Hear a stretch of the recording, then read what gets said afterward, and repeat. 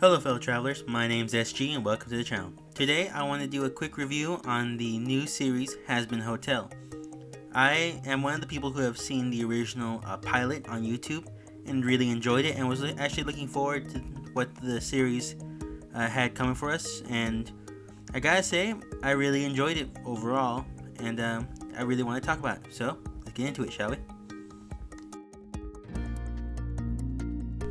The plot of the series is a lot like it was in the original short or the original pilot on YouTube, and it is that Charlie opens up a hotel that she wants to help sinners who want to redeem themselves. She wants to get them into heaven, because what we did add into this new series is that there hasn't really been a soul that's ascended to heaven. There hasn't been anybody that's made that defining redemption, which is an interesting take on it too. We also meet several different characters and from the show itself, and from some of you out there have seen Vizzy Pop's original comic strips and character design she puts on Twitter and so on and so forth. So it does follow the same chemistry, but it adds to the drama that at the end of 3 months, or 6 months as it would be, there is going to be a purge. There's going to be a major heaven and hell kind of war.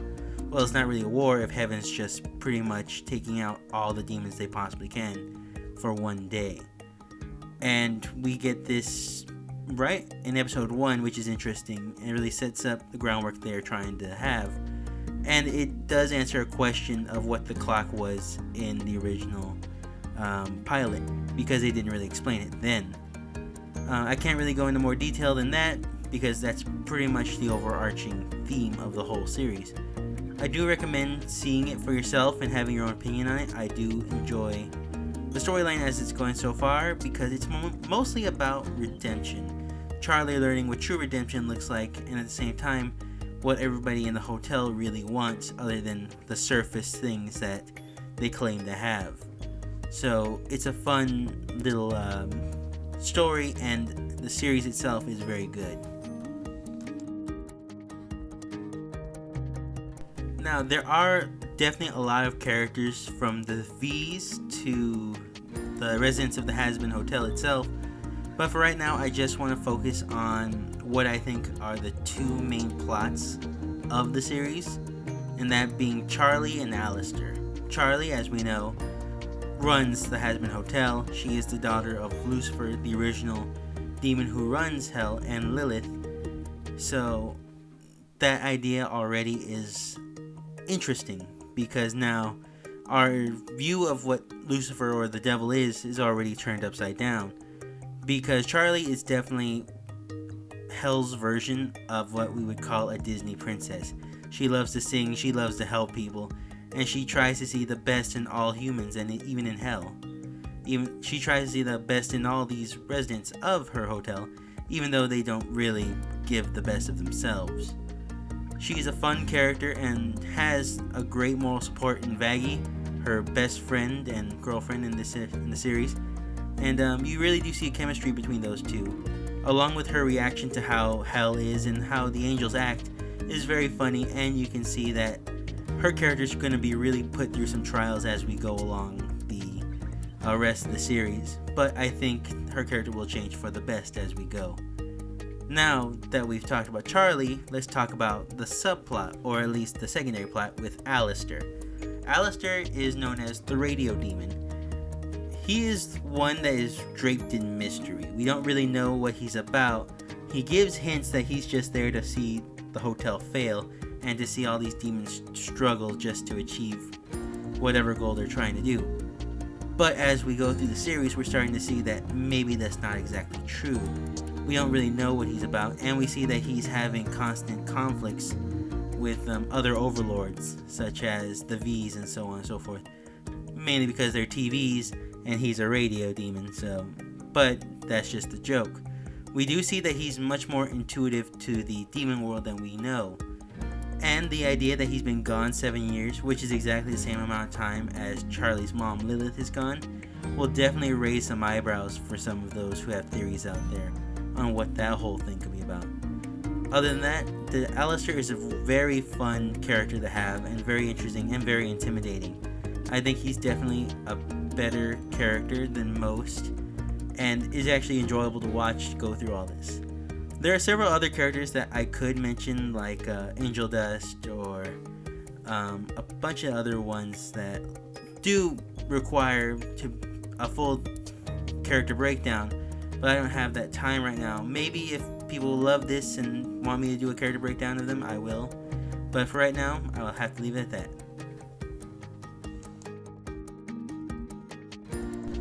The animation, I have to say, is very good. It's very eye-catching. It's very bright. It's very colorful, which is funny because most of the tones are in red or white because of the setting of it being in hell.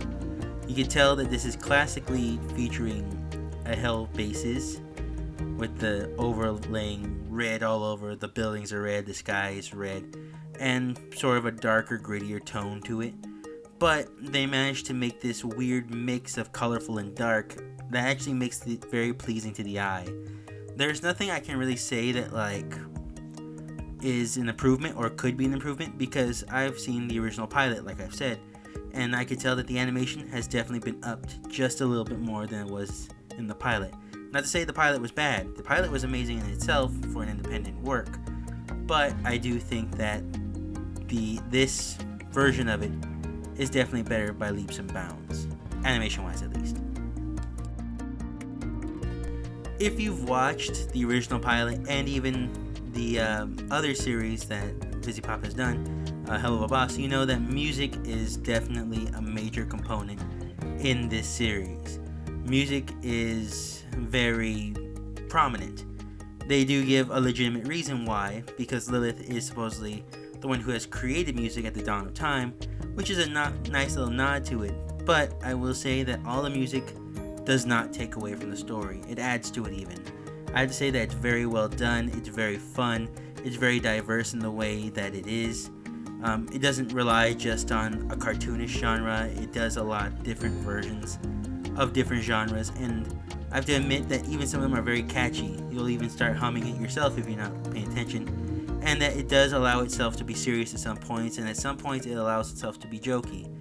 And I think this is where it really capitalizes on the actors playing these characters, most of which are theater people. These are theater people who have been in Broadway or have done at least musicals. Keith David himself in the 4th episode did really well singing Loser Baby, which is a very fun song. I did enjoy it. And so the music fits, it's very well tuned and well timed, and doesn't distract from the overall story, and even sometimes add to it.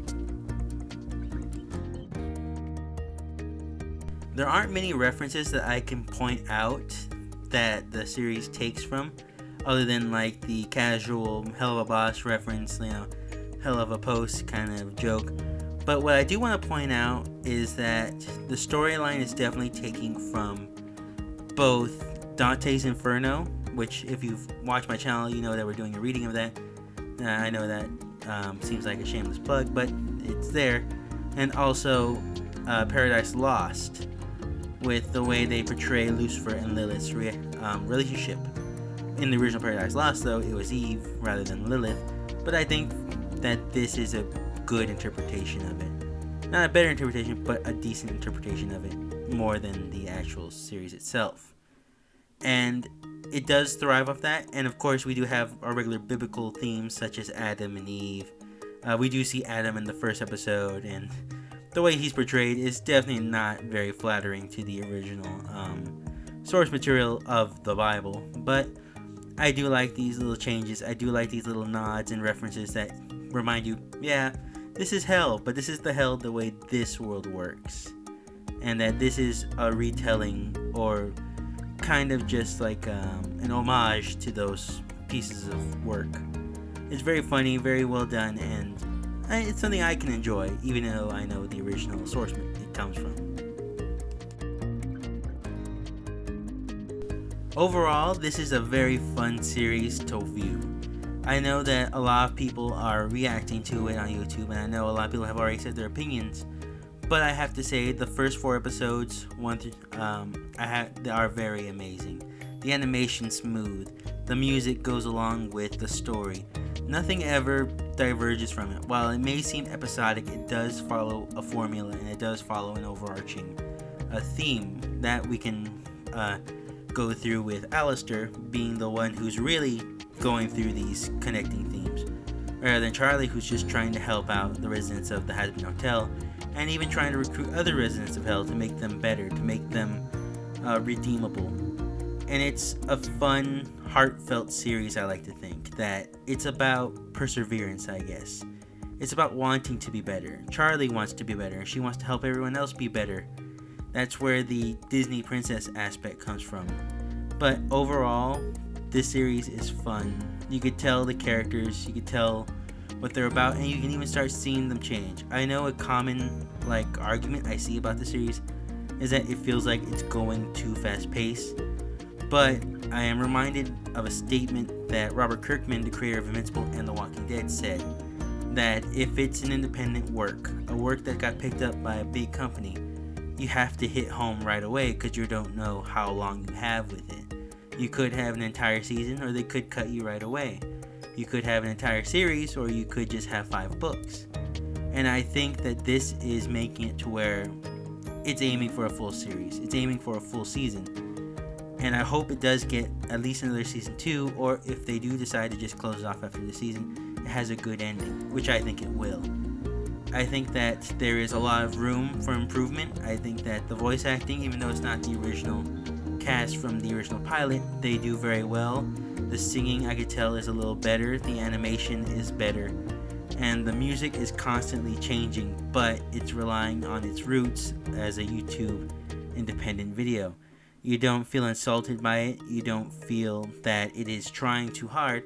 You feel that it is what it is. It feels like it's from the original source that it was coming off of. And I think that's something that a lot of these independent projects can and sometimes do lose sight of. That is trying to be more of the mainstream and not really going back to what brought it to the table. This, I don't feel it's doing that. I feel that it is just honing in on what brought it in.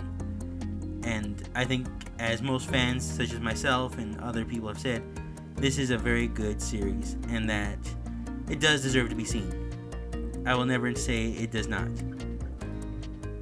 Alright, I hope you guys enjoyed this episode. I enjoyed it. I enjoyed the series. I like it. I will be back next week with a theory video, not really a review, and I hope you come by and check it. It's going to be one of my more ambitious ones, so please come by and check it out. If you like this video, please leave a comment down below, and subscribe and leave a like. I'd really appreciate it. I'm almost to 100. We're almost at 80, so please, by all means, please help me get to 100. Thanks again, and see you guys next time.